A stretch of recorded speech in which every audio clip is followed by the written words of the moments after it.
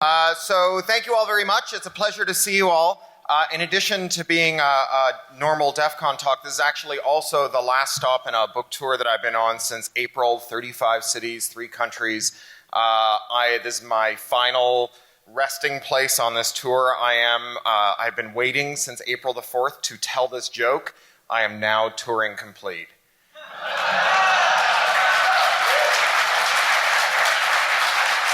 And you are the only audience that I could tell that joke to. So it's uniquely appropriate that I finish here. So as a little bit of housekeeping, when this is done, apropos the tour, I'll be signing copies of my book, Walk Away, in the retailer's room at the No Starch booth. They very kindly brought in a few hundred copies of Walk Away, and I hope to see you there. But let's screw the bougie commerce and let's get down to brass tacks here. In November 2013, a guy named Tom Wheeler was appointed to run the Federal Communications Commission. He was a former cable lobbyist who is now going to be in charge of regulating the cable industry. Memorably, John Oliver went on TV to explain why this might not be a bad idea, called Tom Wheeler a dingo babysitter. And then a funny thing happened on the way to regulation, which is that millions and millions of people called the FCC and wrote to the FCC and called their congressman and showed up in person and showed up outside Tom Wheeler's house every day at the end of his driveway with signs. And then on February 26, 2015, Tom Wheeler created a Title II rule for network neutrality that said that ISPs couldn't give preference to different packets based on who had bribed them the most to carry them to you. He also said that states that had passed laws that said that cities couldn't provide their own networks to compete with the crummy, overpriced networks that the monopolies were provided, that those states were violating the FCC's rules, and that cities, if they wanted to, could create networks for the people who lived in them. And then, yeah, that was good news. The story gets dark, though, because on January the 20th, Donald Trump was sworn in. Yeah, I know. And he appointed a new dingo babysitter, a guy named Ajit Pai, also a former cable lobbyist. And he hated network neutrality and announced that his first order of business would be dismantling it. And on July 12th, 8 million people sent comments to the FCC about this, significantly more than had ever lobbied the FCC on it a year before. Now, we don't know what Pai is going to do at this point. We don't know if we're winning or losing the fight for network neutrality. But winning or losing is the wrong way to understand this kind of problem. Because political process, like security, is a process and not a product. And it's a process governed by 4 forces. Lawrence Lessig wrote this book, Code and the Other Laws of Cyberspace, in 1999, in which he said that our world is regulated by code. That's what's technologically possible. Markets, that's what's profitable. Law, what's legal. And norms, what's socially acceptable. And what happens in our world is the result of those 4 factors coming together: law, code, norms, and markets. So let's look at where net neutrality stands according to Lessig's analysis. Well, code. Tim Wu, who coined the term network neutrality, old school chum of mine. I lost touch with him for 20 years. He sent me an email saying, I've just found you on the internet, and by the way, I'm really sorry for shooting your dwarf in the back with a crossbow in 1980. Tim Wu went to work for the Federal Trade Commission, not the Federal Trade Commission, the New York Attorney General's office, and distributed open source tools to New Yorkers to measure network performance across the internet service being offered by the duopoly in New York State. And he sent an open letter to Time Warner Cable saying, in advertisement after advertisement, Time Warner promised a, quote, blazing fast, super reliable internet connection. Yet it appears the company has been failing to take adequate or necessary steps to keep pace with the demand of the Time Warner Cable customers. At times, letting communicate connections with key internet content providers become so congested that large volumes of internet data were regularly lost or discarded. So code is on our side, right? Now we know the full extent of cable company fuckery. We can measure it and report on it to the byte level in real time. So code is looking good. How about law? Law is looking dubious. So we have this Title II rule, it's a year old. What the FCC can and can't do is set by law. Congress would need to pass a new law in order to change how the FCC works. Congress is not going to pass any laws anytime soon. I don't know if you've noticed, but they're not making laws these days. And so the law is kind of ambivalent, because maybe Ajit Pai can get the commissioners to vote down Title II, maybe not. We'll see. Certainly there's a lot of people who've put him on notice that this would be a terrible idea. And while we were away, while the network neutrality rule was in place, what happened was that cable operators started to get on investor phone calls where they had to make full disclosures or face personal criminal liability under Dodd-Frank. So lying on those phone calls can send you to jail. And they started to say something really different when they could go to jail for lying than they did when they were just talking to the press. And what they started to say was, actually, network neutrality doesn't matter. We're going to build out our networks no matter what. Our investment is strong. It doesn't matter if this rule is in place or not. So we do have some pretty good facts and evidence that we can bring to the likes of Ajit Pai, who says that network neutrality causes underinvestment in American broadband. Now, how about markets? Markets are really in serious trouble here. Right? The most concentrated industry, the first really concentrated modern industry is telecoms. And they're buying online companies now. So the companies used to fight them to say, don't congest your pipes on purpose to stop our customers from seeing our pages. Those companies are now part of the phone companies. So like Verizon owns Tumblr now. Tumblr was one of the great proponents of network neutrality a year ago. This year they were a little weak-kneed. Or Netflix, right? Netflix, a year ago, Netflix led the charge on network neutrality. This year, on one of those phone calls where you have to tell the truth or you go to jail, CEO said very frankly, network neutrality is not as important to the survival of our business as it was a year ago. Because everyone loves Netflix now. And if a cable operator started to screw with Netflix, they would face so much backlash from our customers who are their customers that we could probably win that fight. Now, we'll still fight for network neutrality, but it's not an existential threat for us. And even taking him at his word, and I don't know why you wouldn't take him at his word, I think he's telling the truth. I think it's facially obvious that Netflix will fight harder for something that is an existential threat to the business than they will for something they view as a good idea. So that's bad news. But how about norms? Norms are where the good news starts. Right? People care about network neutrality. Saying that network neutrality is not a good idea makes you sound like a colossal asshole. Network neutrality is counted as a victory won that people have a stake in defending, as opposed to some weird idea, which it was a year ago, that most people weren't even sure what it was. 8 million people sent comments to the FCC about network neutrality. There is evidence in hand that network neutrality does not impact telecoms infrastructure investment. And norms are huge. We have millions of Americans who in the last year have formed strong opinions about telecoms policy. I mean, even I find it difficult to remain engaged when people are talking about telecoms.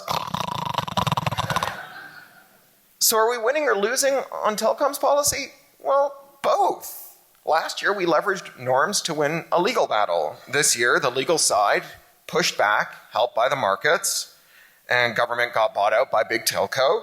But this year we've got bigger norms to push back with because the politicians who got bought out by big telco, they also got elected by online groundswells, netroots groups that really care about network neutrality. And the politicians may also realize that incumbency is better served by a controllable internet than by a wild one, right? Having achieved victory and gotten elected by insurgent grassroots movements, they would like those insurgent grassroots movements to just go away so they don't throw them out and put someone new in their seat. So it's hard to know, but we don't need to know.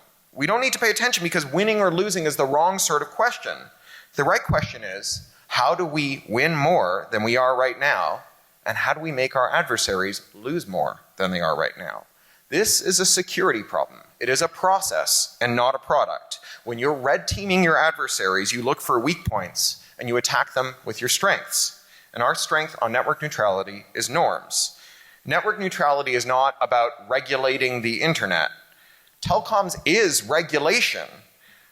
If you think about what a telecom is, it's a bunch of rules saying you're allowed to go and stick poles on every corner and dig up every sidewalk of every city in America, along with all of the rights of way along all the railroad tracks in America, at knockdown prices without having to negotiate with every retailer, every individual, every government for the right to dig up that sidewalk. And in exchange, you get to be our phone company. Without a regulation, there is no phone company, right? You can't go gulp with your phone company and pay market rates for your sidewalk clearance. I mean, maybe you could, but $1 trillion later, you'd still be arguing with that one person in Brooklyn who wants artisanal sidewalk digging and refuses to let your guys in to dig it up and complete your last mile. So we're not arguing about whether there should be regulation. We're just arguing about whether the regulation should serve the public or the telecoms giants who've been profiting at the expense of the public. Who will win this time? It's the wrong question. I mean, it would rock to get Ajit Pai to do a total climb down on his hardcore commitment to destroy net neutrality, but it would also rock for him to screw over network neutrality and then take his ass to court and hand him his ass in the courtroom. Either one would be a huge morale boost. Either one would do great on the normative side. Either one would create a lot more net neutrality stakeholders who thought of themselves as pirates, not as admirals. Because remember, every pirate wants to be an admiral. And yesterday's pirates always turn into admirals who say, when I did it, that was totally legit. When you do it, that's totally wrong. So telecoms competition advocates, we thought we'd won in 1982 when we got AT&T broken up. We thought we'd won when the netheads beat the bellheads at AT&T and circuit switching declined and packet switching grew. But then the carriers came back because of course they did. Our victory over AT&T, our victory over packet switching, neither one of those things turned all those greedy anti-competitive supervillains to become like Buddhists. Right? They didn't lose, they just had a technical, legal, business, and normative setback. And so they worked at the margins, like Lord Voldemort lurking on the back of someone's head, waiting to find a new body, bringing their powers back to bear. And it helped, of course, that finance capital devoured the world around the same time, meaning they had fewer and fewer limits on the ways that they could use raw cash to buy political outcomes. Maybe we'll be able to outspend them. Maybe we'll be able to buy more politicians than them because the total value of the ecosystem that they want to strangle with their nutricidal ways exceeds the market cap of all the telecoms companies by orders of magnitudes. They just own the pipes. The stuff that's in the pipes is what matters. But every pirate wants to be an admiral. And so the insurgents who are bankrolling net neutrality fights today will become tomorrow's telecom chums. Happy to slip big ISP a few bucks for premium carriage if it means the upstart competitors that threaten to do to them what they did to last year's pirates can be walled off from their customers. It's like that last line in Animal Farm. The creatures looked from the pig to the man and from the man to the pig and from the pig to the man again, and already it was impossible to say which was which. So it's useless to ask if we're winning or losing, and it's also useless to ask whether the companies are on our side or not. Coke does not want to buy the world a Coke. Companies are not on our side. The right question is, how do we get companies to see that our side is in their temporary advantage? And when can we rely on companies to help us out? So let's apply that to some other issues, like backdoors. So EFF, we made our bones fighting backdoors. 1992, we won this Bernstein lawsuit where Daniel J. Bernstein, DJB, had published source code that allowed him to implement a cipher stronger than the one that the NSA thought civilians should have access to. And at the time, everybody thought that it was a hopeless fight. EFF brought a legal challenge. We said that DJB had the First Amendment right to publish source code, that source code was a form of expressive speech that programmers used to express their ideas. And the Ninth Circuit at the lower division and the appellate division both upheld us. And crypto has been legal to use since then. That's why this con exists. That's why your jobs exist. You know, the odds were stacked against us in markets, in norms, and in code. You know, there was this idea that DES 50, this very weak cipher, would be enough to defend all of American business, all of American enterprise, all of American activity. And we would say, well, that cipher's super weak and it doesn't work. And the congressional oversight for the NSA would say, well, the NSA has hired all the best mathematicians who graduated from all the best universities for 30 years, and they say it's fine. Who the hell are you? So, you know, we set out to prove it. John Gilmore helped found EFF, early employee at Sun Microsystems. He built a computer called a DES cracker. He built a computer that for $250,000 could brute force the whole key space of DES 50 in 2 hours. And he said, this is the cost of pwning the entire American finance system, as well as all of our political communications, as well as all of our personal communications. $250,000, 2 hours, right? That is a good return on your investment. Everybody should build a DES cracker. But it didn't help. Now, what did help was arguing that the First Amendment protected programmers. And the First Amendment obviously only applies in America. I'm not an American, I'm a Canadian. We're like serial killers. We look like everybody else and we're everywhere. But the First Amendment turned out to have a way that it could apply to everyone in the world, which is that once the US made it legal to make strong crypto, it became the guardian of the world's working cryptography. Any other country that proposed to ban working cryptography would have people show up and say, it doesn't matter if you ban working cryptography because the US will just keep exporting strong crypto to our constituencies, and all that you'll get is that our industry won't be able to participate in the crypto marketplace. So these US fights, they're really important. That's why people all over the world watch so closely when the FBI tried to get Apple to backdoor its phones to read what the San Bernardino killers had been talking about before they went on their shooting spree. So what does Lessig's four factors have to say about backdoors? How about norms? Well, we've had these super high-powered breaches lately. There was Vault 7, there was a Shadow Brokers, and those gave rise to things like WannaCry, right, where you have this ransomware worm that's shutting down key systems all over the world. And one of the things that rarely got discussed in the world of WannaCry is what the ransom was. Does anyone know how much the ransom was in dollars? $300, right? These guys were seizing whole hospitals and asking for $300. This was not Lex Luthor. These guys were dum-dums, right?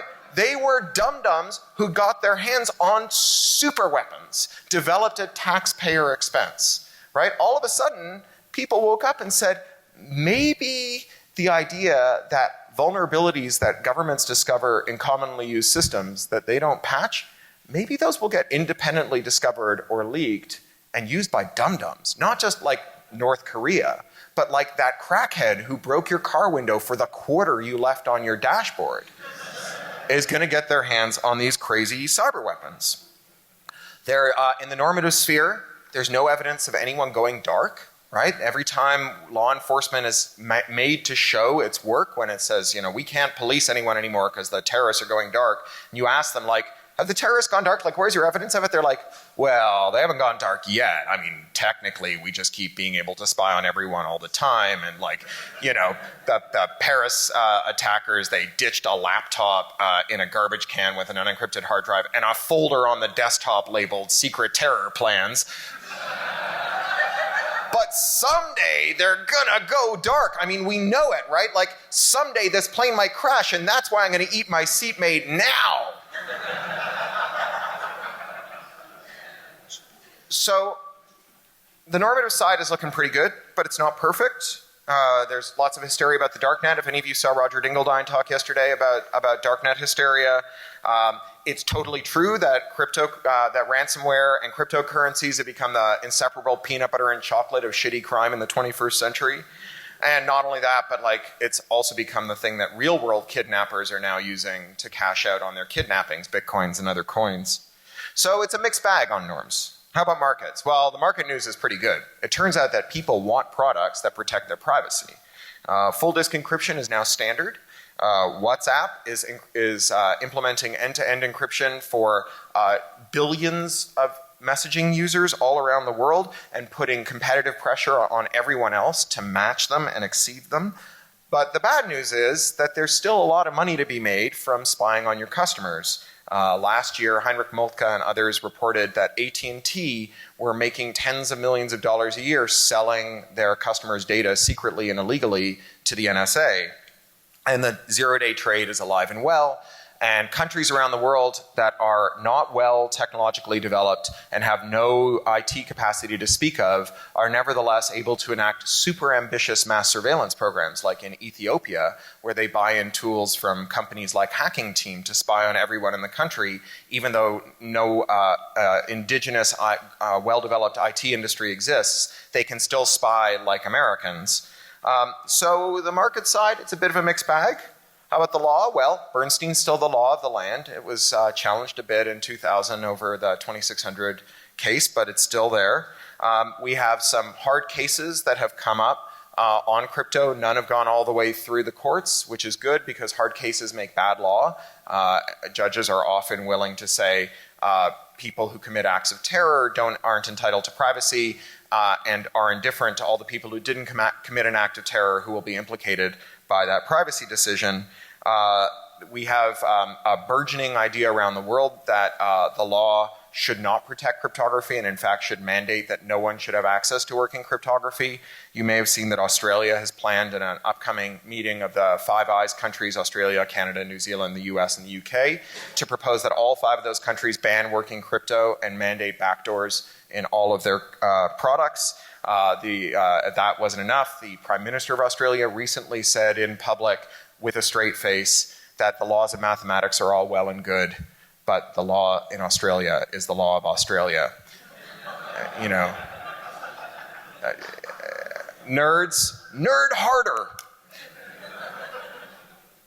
In the UK, they passed a surveillance bill that makes 1984 look like a manual for statecraft. China has banned VPNs, and the major app stores, including Google's and Apple's, are collaborating to remove VPNs that aren't man-in-the-middle from mobile app stores. So the law side not looking so good. The code side, well, the code side obviously looks great because crypto works, right? Crypto works. Now the bad news is that increasingly we are using devices that don't see themselves as your servants, but as your adversaries, right? Devices that are designed to make sure that you only use one kind of printer cartridge, or that you only tie into one app store ecosystem, or in some other way that you conduct your affairs to the benefit of the shareholders of the company that made the product instead of your own. And in those cases, those devices are designed to run code that you're not supposed to even know is there, and that if you know is there, you can't find, and that if you find it, you can't disable it or change it. Because if you can go in and say, like, I'd like to buy my apps from a different store, please, then that whole model breaks down. And then in the middle, we have some reasonably okay news for the code side, where we're getting really good examples of how bad code really puts people at risk. You know, there's iTunes the updater mechanism being used by FinFisher to push malware. This was a product they sold to governments. You could push malware into iTunes instances by masquerading as a software update. That immediately triggered better security practices on the part of Apple and was a warning to everyone who has unauthenticated software updates that this is bad news and could make really hard problems for your customers and your business. So backdoors, kind of in the middle. We've got a little strength on the norm side. The law side's okay. The code side looks amazing. Let's use code to try and push the law. Now, how about DRM? Section 12.1 of the DMCA, the war on general purpose computing, right? The idea, the very dumb idea, that I can give you a device that has a key to decrypt messages from me, but that key is hidden in the device somehow, so that only programs that I provide can access that key. And those programs will do what I tell them to, like throw away the clear text when it's done. That idea is like completely bankrupt. We don't hide keys and equipment that we give to our adversaries for the same reason that we don't keep bank safes in bank robbers' living rooms, right?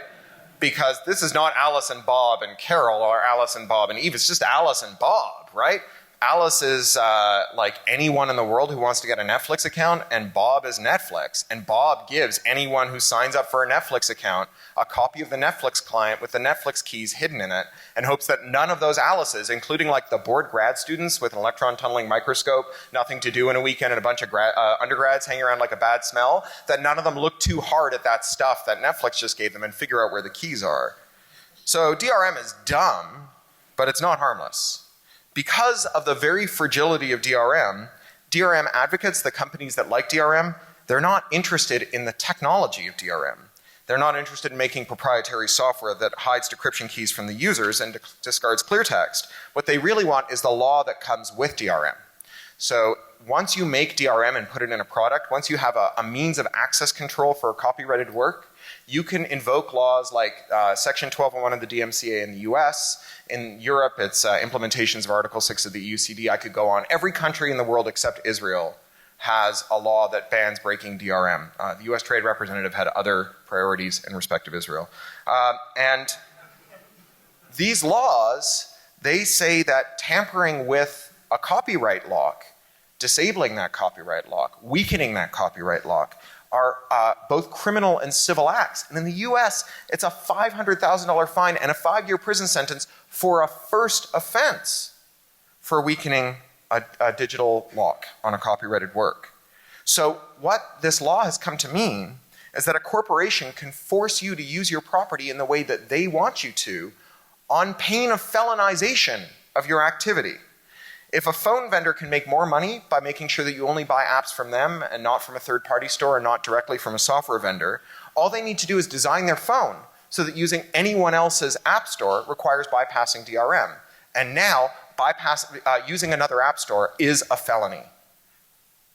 So conceptually, there's no principle here that separates deciding whose apps you can use on a phone that you own from whose bread you can use in a toaster you own.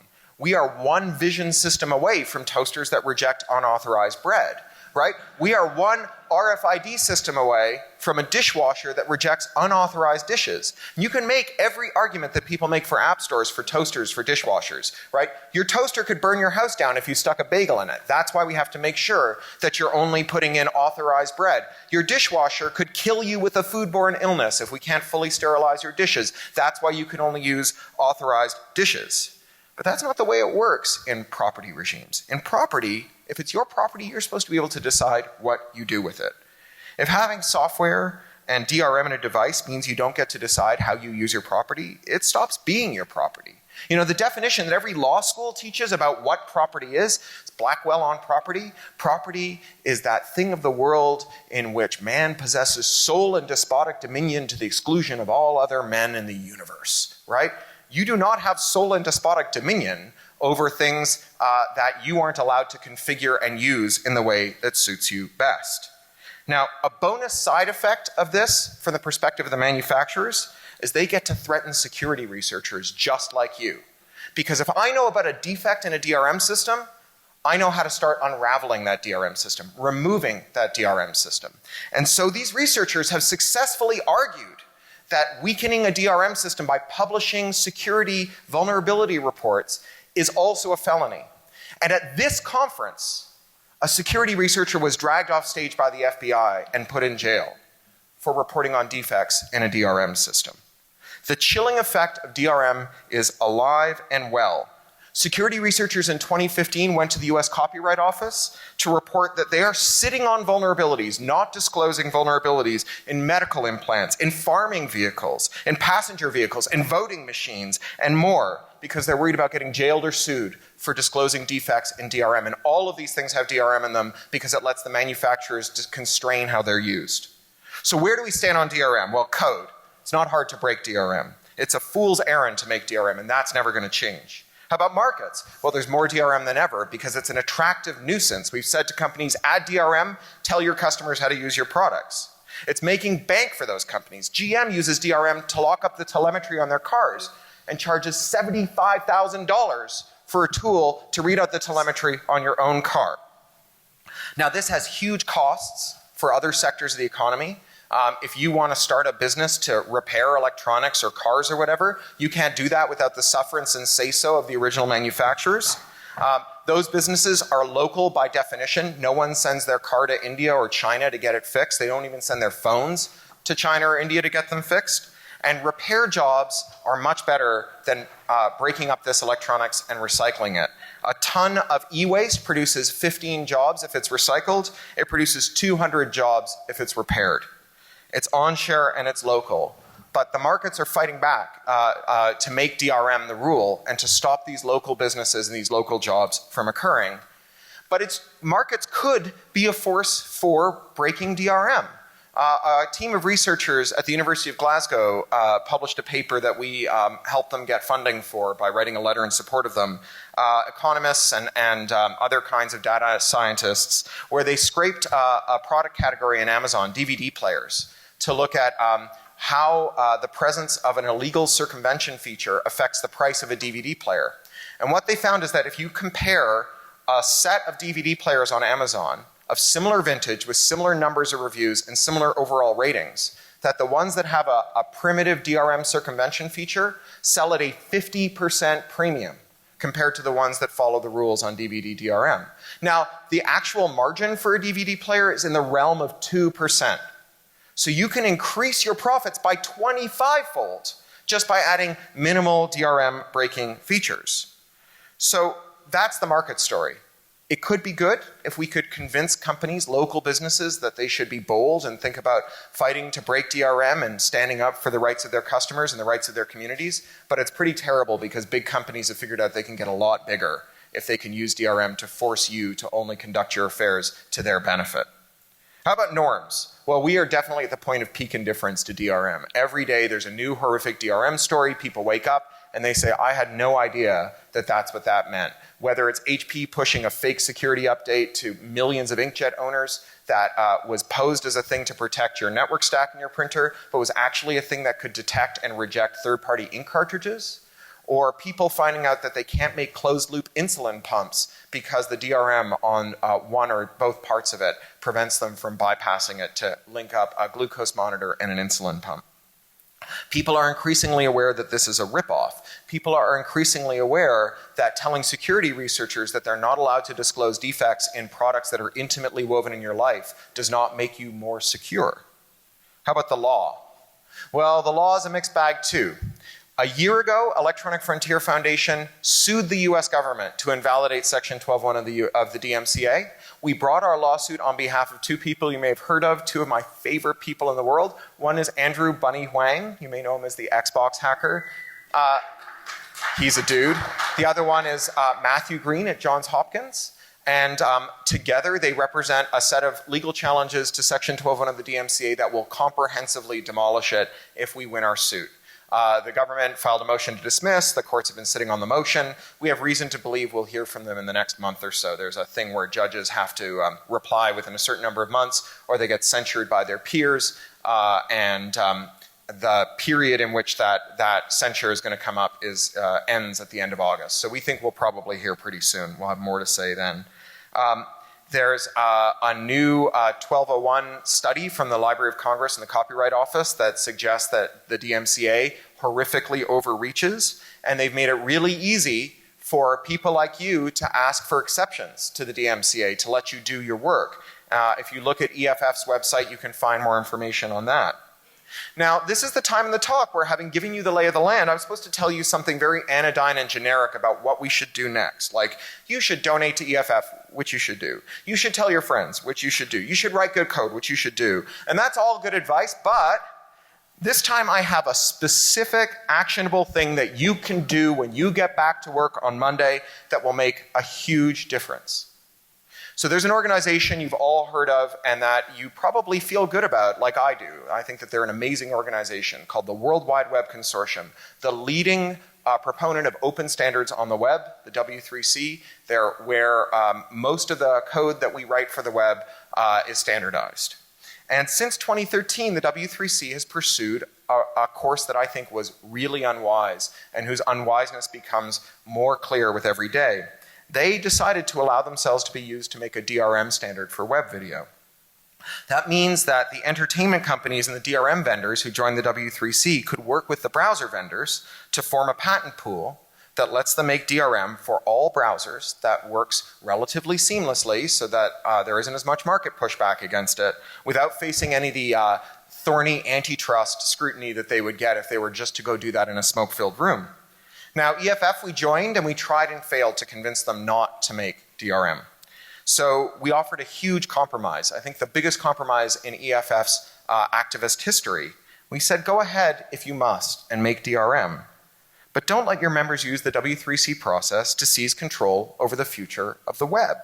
We said, take your existing W3C IPR agreement. That's the one that says that members can't use their patents to attack people who implement W3C standards and do legitimate things with them, and expand it so that members also can't use the rights they get under DRM law to attack people doing legitimate things. Thank you. So this compromise, it doesn't stop W3C members from suing anyone who commits a copyright infringement, primary or secondary. It doesn't stop them from suing people who infringe their patents or their trademarks, or people who steal their trade secrets, or people who commit tortious interference with their agreements with their users. All it says is that W3C members can't use DRM as an excuse to threaten and silence security researchers. They can't use DRM to attack people who work to make video more accessible to people with disabilities. They can't use DRM to decide who can enter the market and with which products and services. They can't use DRM to stop legitimate activities like archiving videos. And dozens of members supported this compromise in a vote last March. The Royal National Institute for Blind People, Stony Brook University, the German National Library, cryptocurrency and blockchain companies, security research firms like Dan Kaminsky's White Ops, outside organizations like UNESCO, the Internet Archive, and the International Federation of Library Associations all came out to support this proposal. Hundreds of human rights groups from around the world, especially the Global South, supported it. And then this month, the W3C overruled every single one of those objections. So we have filed the first ever appeal in W3C history, and we need your help with it. Your employer, they dropped a couple grand to send you here to Nerd Summer Camp and put you up in a hotel. And it's not because they're big-hearted slobs. It's because they need you. Security experts are a non-fungible, highly scarce resource that is essential to the successful operation of every enterprise. In a world with millions of people looking for jobs, you are the people who have jobs looking for you. That's why your email inbox and your LinkedIn profile are filled with spammy requests from recruiters. And that gives you power that you can flex. And you need to flex it because you are under attack. The Digital Millennium Copyright Act, the Computer Fraud and Abuse Act, and other laws have become the rug that the inconvenient truths of the security research community are swept under. In a world in which security is an afterthought and billions are at risk, your ability to speak the truth about the dumb mistakes that companies make is under sustained, relentless assault. We can't afford a future in which billions of people use a browser with standardized DRM in it that no one is allowed to investigate and report on. So if you work for Google, remember that your company made its profits by integrating units like Blogger and YouTube and Search, whose only rule was only reference copyrighted works in accordance with the law, and not only use copyrighted works in ways that no one objects to. You got to do what was legal, not what didn't rock the boat. Go and find your Chrome security team and tell them that the ability of independent researchers to report on mistakes that put the whole web at risk is under assault. Remind them that Widevine, your implementation of this DRM, it was broken for 6 years before anyone had the guts to point it out. That person worked at a university in Israel, the only country that doesn't have a law banning disclosures about DRM. If you work for Mozilla, remember that there would be no Mozilla if rights holders had been successful in their bid to stop Moz from shipping a pop-up blocker that was on by default. Mozilla only exists because the rule is don't break the law, not don't rock the boat. Go and find your security team on Monday and remind them that they're working at a substantial discount of the market rate of their wage at a nonprofit because they believe in the open web. And Mozilla can save the open web by voting at the W3C for a rule that says that rights holders can't threaten security researchers. If you work for Apple, Remember that rip, mix, burn is the origin story of the iPhone, and that Apple, as we know it today, depends on the ability to do what's legal, not what doesn't piss off rights holders. Go and find your Safari security team and remind them that spyware companies have used fake updates for Apple products to target dissidents on behalf of torturing regimes, and that we need to be able to disclose security defects in our products so we can catch that kind of shenanigans. Remind them that Apple, just like everybody else, makes mistakes, and security is a process and not a product, and the process requires that anyone be allowed to tell the truth about defects in Apple's products. No matter which browser vendor you work for, Microsoft or Baidu, remember that you will probably work for someone else eventually, and your ability to come up with amazing products that build on the stuff you did in your last job requires that you be allowed to do what's legal, not what your old boss would approve of. You are security researchers, you are the elite, and your employers need you. They sent you to DEF CON as a little bonus, like a parent sending a beloved child to summer camp, and I want you to go home from camp with a homemade ear piercing, a comprehensive vocabulary of shocking swear words, and a word-perfect knowledge of every song the Ramones ever wrote.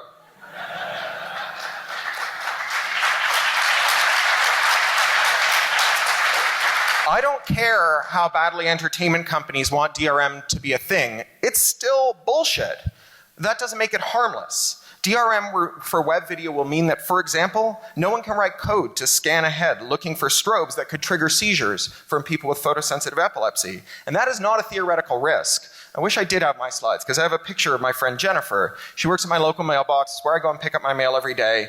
And spontaneously, she started telling me about how she has photosensitive epilepsy, how she has 3 kids, how she likes to unwind with Netflix, and how 2 years ago, the worst seizure of her life, 5 grand mal consecutive seizures that landed her in hospital, were triggered by watching a Netflix video with a strobe effect in it.